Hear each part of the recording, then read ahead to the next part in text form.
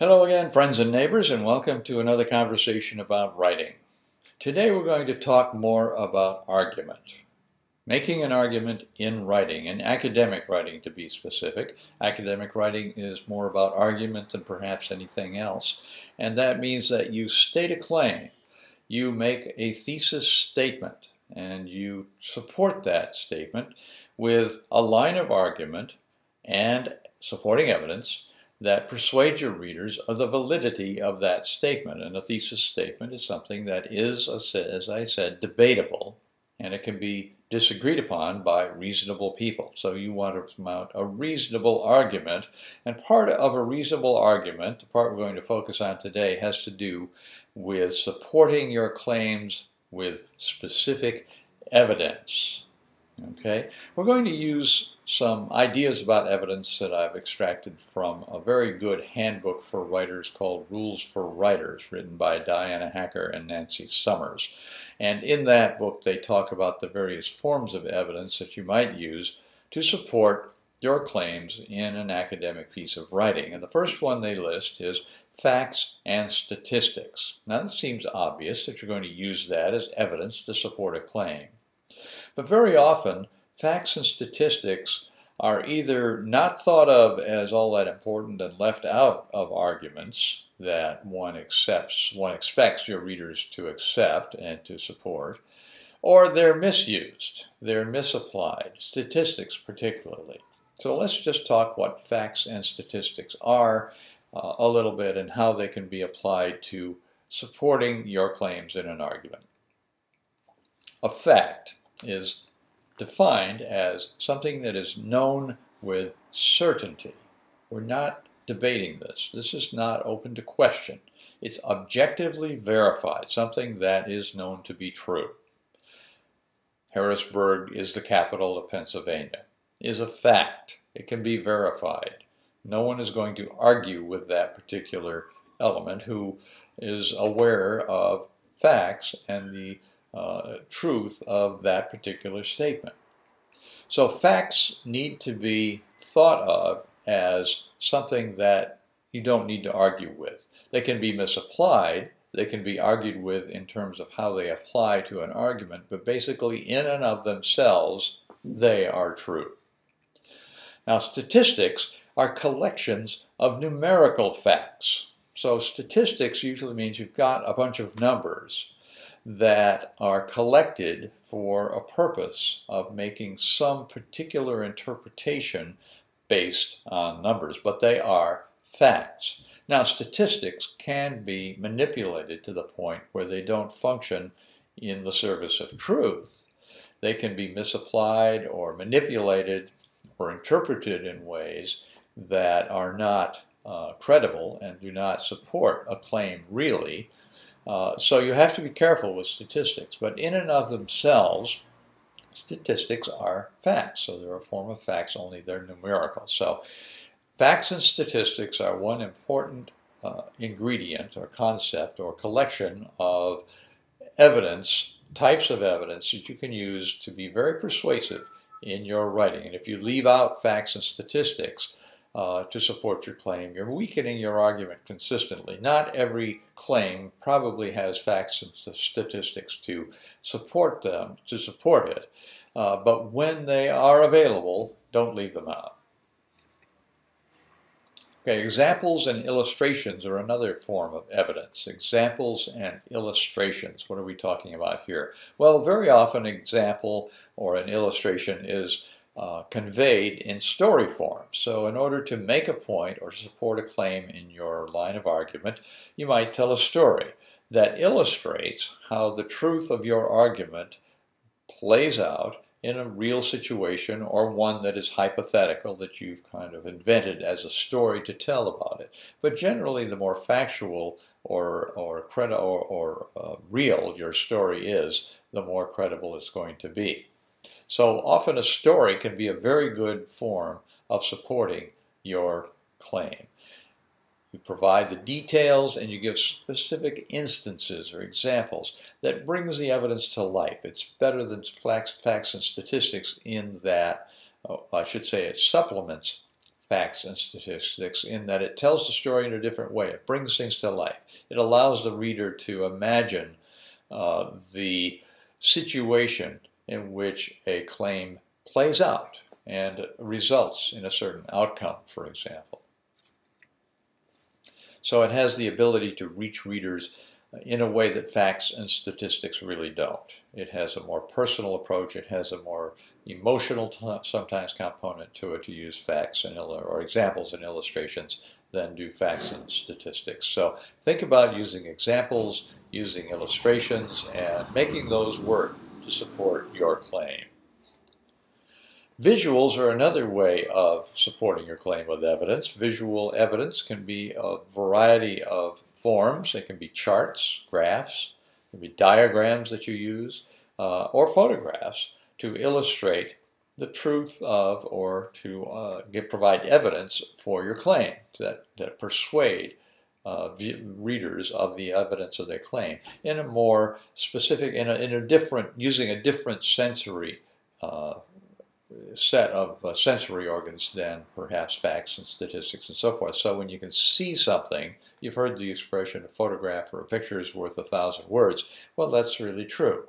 You can say so much in one small illustration or a visual that it often is far more persuasive than some of the more concrete things you might do.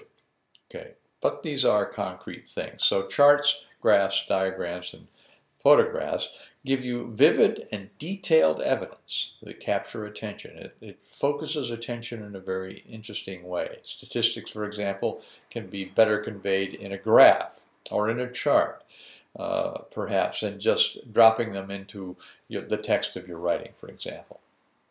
So they're very useful and they're very persuasive and they're compelling. Graphs are very good for organizing complex data, statistical data. So if it's something that's hard to understand, hard to grasp, you can put it into a very simple graph and make it comprehensible. People will understand it, and that will add to the evidence that supports your contention, your claim. Photographs also convey abstract ideas, ideas that probably come through more vividly when you can show somebody something than when you're trying to tell somebody something.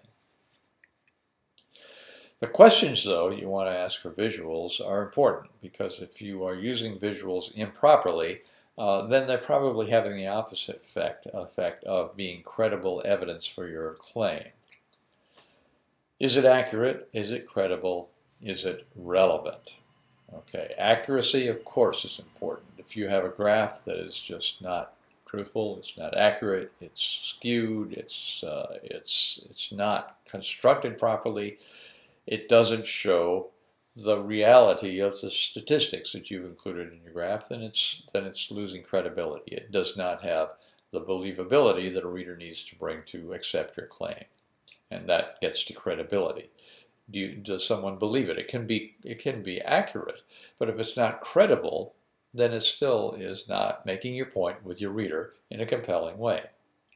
And if it doesn't have anything to do with the subject you're trying to convey to your reader, obviously it's not there. Many people will just throw in photographs into their work in service of an argument, for example, a written argument, because it's pretty, because they happen to have that photograph. Same with graphs sometimes, or charts, or those kind of things. If it's not relevant, don't use it. And then consider whether it appeals on these three bases. Okay, one or more of these might be the appeal of your visuals, but consider what it's doing. How are your readers reacting to it? Is it presenting something in a logical fashion? Is it supporting a logical argument? One thing leads to another, and therefore this conclusion can be drawn. Is it ethical? Are you manipulating the reader? Very easy to do that with photographs, even with statistics, as we said before, and statistics and graphs can be ethically shaky if you manipulate the reader or mislead the reader in any way. And emotionally, how's it coming across? And you really can do a lot with a photograph, for example, in creating an emotional response in your readers. So, for example, a child in poverty pictured in a slum in a city in India, for example, can be very powerful in supporting an argument or a claim that a certain policy will alleviate the situation, will address the situation. So it can be a very good, emotional, and credible piece of evidence to use. A vivid photograph or even charts or graphs can have an emotional component to them. How will your visual function? What service will it perform in the structure of your argument? Where does it fit in? How does your graph relate to what you are writing about? How does your photograph illustrate what you are writing about? So you need to question that. Ask that question as to what the visual is doing for you as well. Expert opinion is another form of evidence that many people use, and you should very much consider using it in the writing that you do to be persuasive. So when you bring in an expert to add to what you believe is true, or make the claim or support the claim that you are making in your writing, you add a lot of force to it. You may not be credible, you may not be known, and yet here you are trying to argue for a claim and make an opinion or persuade a reader to believe what you're saying on your own, from your own standpoint. You can do that with facts and statistics, as we said, and other forms of evidence, but expert opinion will back you up. If someone who is recognized as an expert in the field that you're writing about says and supports the opinion that you're putting forth, obviously that's strengthening your argument. You got to make sure, however, that your source is an expert in the field that you are writing about. So you might need to present credentials to let your reader know why your source is an expert in the field that you're writing about. And then when you use the expertise that you're drawing on from your source, there are a couple of ways you might consider doing it, and it's important to think about how you're going to make that integrate into your argument. You can summarize what an expert says. In other words, you don't want to go on at length about someone who's written a book on a subject, for example, or even a lengthy article. So you need to summarize what that expert's opinions are and how they support your claim. You can do the same thing by paraphrasing instead of quoting. Instead of using the exact words, use your own words to convey what the expert might have said about the topic that you're citing his expertise on.